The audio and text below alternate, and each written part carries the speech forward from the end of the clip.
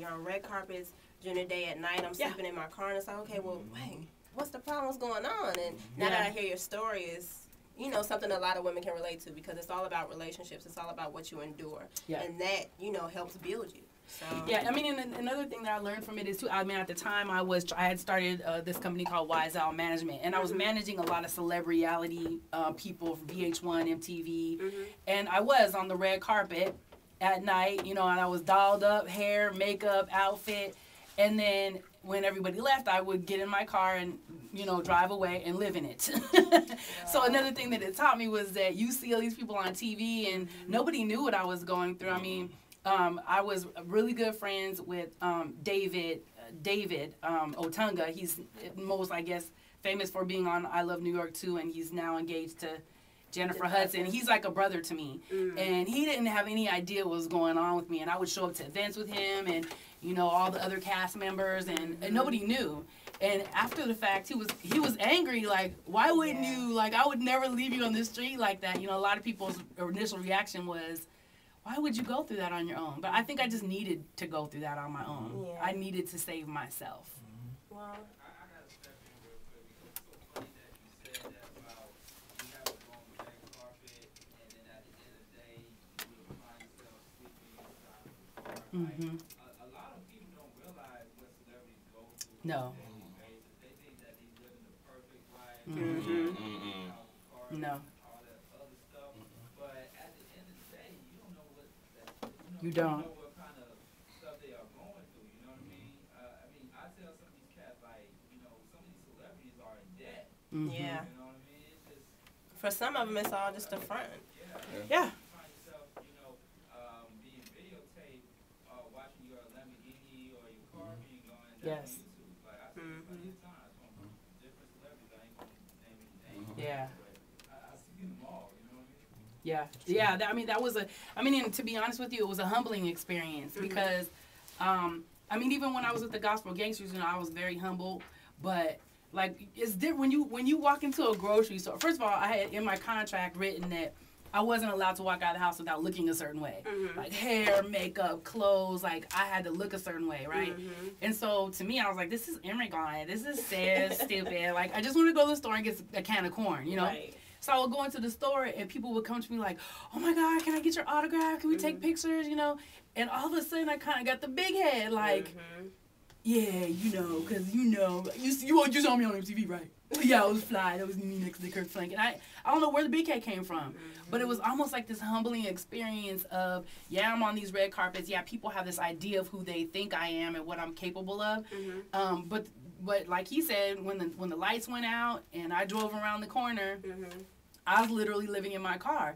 And how can you be with the big head and you live in a car, regardless of what other people think of you, And at the end of the day, you still have to live with your own demons. So it's it's you that's suffering more than anyone else, because no one is known. So that's deep.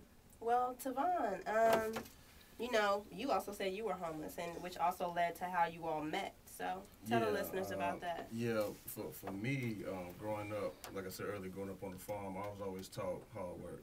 It's single wide trailer, my brother, my dad, my mom, and my dad was always like, if you don't get out here and pick this corn, the family's not going to eat. So you got to go work, you got to go make it happen. After college, my dad had got colon cancer. So that's the reason why I cut all my hair off, because in support of him. So I came back home to Florida, Jacksonville, Florida, and, got out on my own, got my own apartment. I was helping the family, take care of the farm. Re-stepping out, on my own. Got the job with the EMT fire department, and then I called myself helping a lot of family members trying to get them squared away, and not putting me first and make sure Tavon squared away. So one thing after another happened, apartment evictions, had a car repo, and I'm the man around town. Just like Stephanie was saying, you go out in the red carpet. I'm in VIP every other night in the club, and then after I leave the club, I'm walking down the street trying to see what dumpster or what library I'm going to sneak in to go sleep at. God gave me favor to where people will always say, there's something about you. Come here, son. I always had favor. I always thank God for the favor. I produce music. I used to go make my music in the library because I didn't have nowhere else to have electricity to make my music, to keep a little change in my pocket. So it got to the point to where I got so frustrated, I just asked God, just humbled down and said, whatever you tell me to do, I'm going to go do it. I don't know what it is. Just tell me to do it. A week later, I was trying to hide behind sex, you know, that kind of eased the pain because it's an immediate high from feeling down.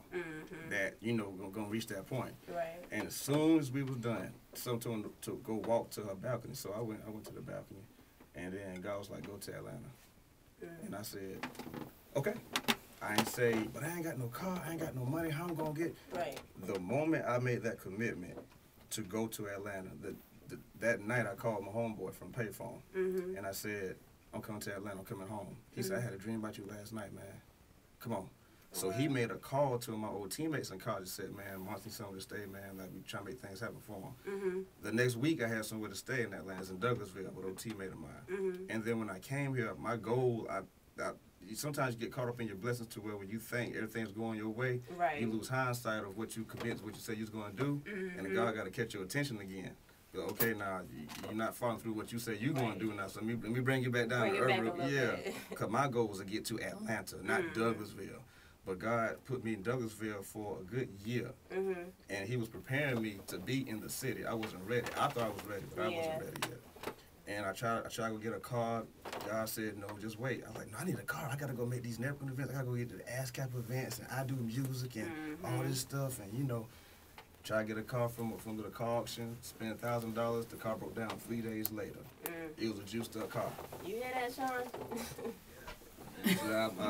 So at that point, I said, okay, God, okay, you got my attention again.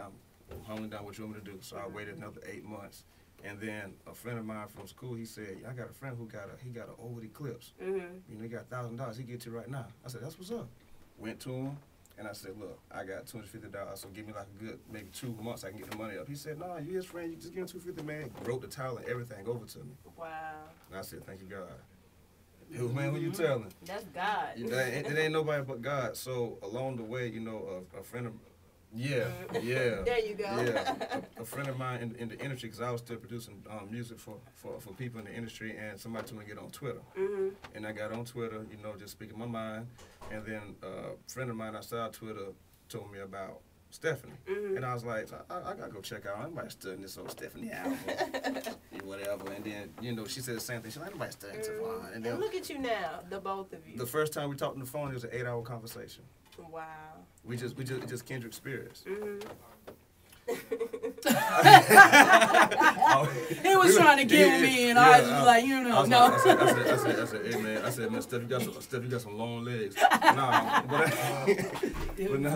the first conversation, it was just talking about. It was as if I was missing the other half of my sisterhood. As far, you know what I'm saying, like, this is my sister. I said, you sure we ain't got the same mom or dad or something? Yeah, like that. Somebody was creeping. Somebody was committing adultery. You know what I'm saying? You got to. But, you know, at the end of the day, we know it's God just for two people, polar opposites of this country, and being connected. So a lot of folks outside of us, they don't understand it. And that's cool. Yeah, it's not for you to understand. We know what time it is. Exactly. And eventually you'll feel the energy when you get around us. So. And that is so true. Yeah. For those who are just tuning in, we are talking to our very own special guest, my Lock